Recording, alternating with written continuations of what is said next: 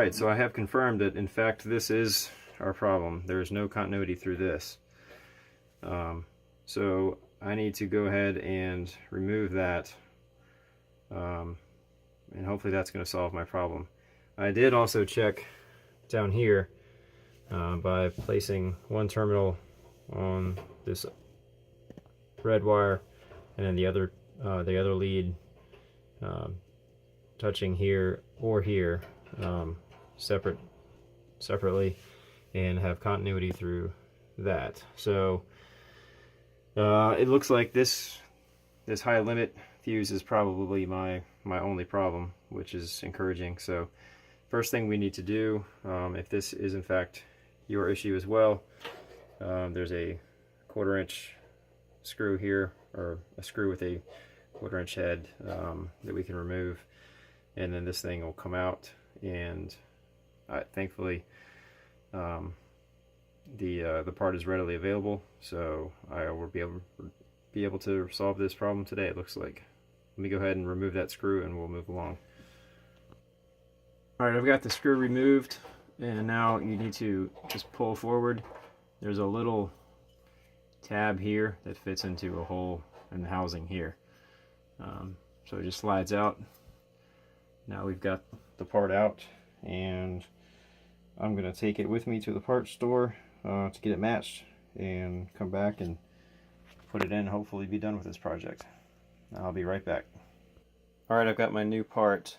I'll list the part number when I produce the video, as well as the model number for my dryer, just in case that information helps anyone else. But just wanted to demonstrate that we do have continuity through this new part. The old one, once again, I don't know if I can do this with one hand. The old one definitely does not. There we go. So this should solve the problem. So let me get back behind the dryer here and install this new high limit cutoff, and it's going to go in just the way we took it out. We'll insert this tab first and then put the screw in. And I think I'm going to actually test the dryer before I close the back up, just to make sure that this does solve my problem. So let me get in position back there and I'll show you that installation. Alright, so I've got the new high limit cutoff installed. I just need to put the wires back on once again, same way they came off. There we go.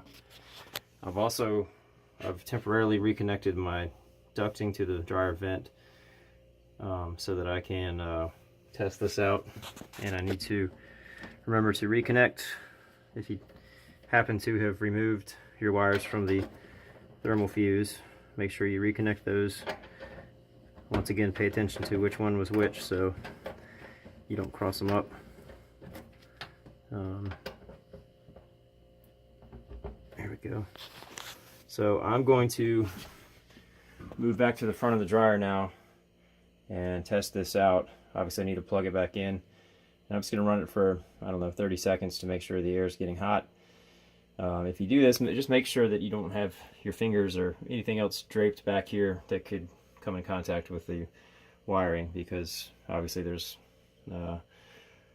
voltage going through those and you don't want to shock yourself. So please be careful, but I'm going to go ahead and test this out, and I'll let you know if that solved my problem. Well, great news. That definitely solved the problem. Within 15 seconds, dryer was putting out nice hot air, so I think I'm ready to button this back up.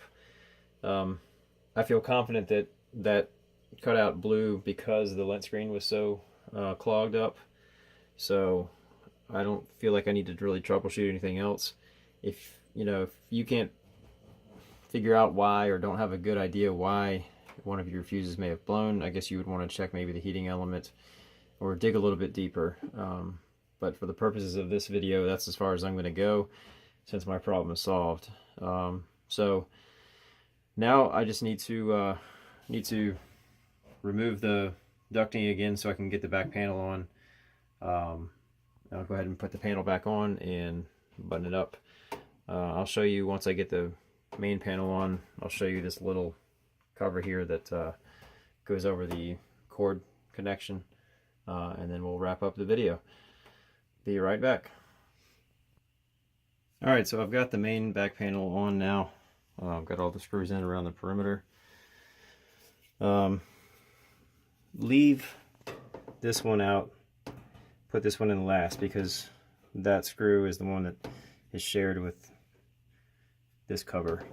So this has a little slot right here that this tab fits into, like that.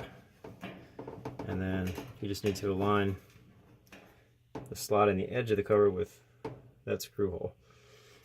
I'm not going to be able to do that with one hand, but that's the idea. So put that back on, and then make sure you reconnect your vent duct nice and tight, and plug your dryer back in and just wiggle it back into place, and you're in good shape.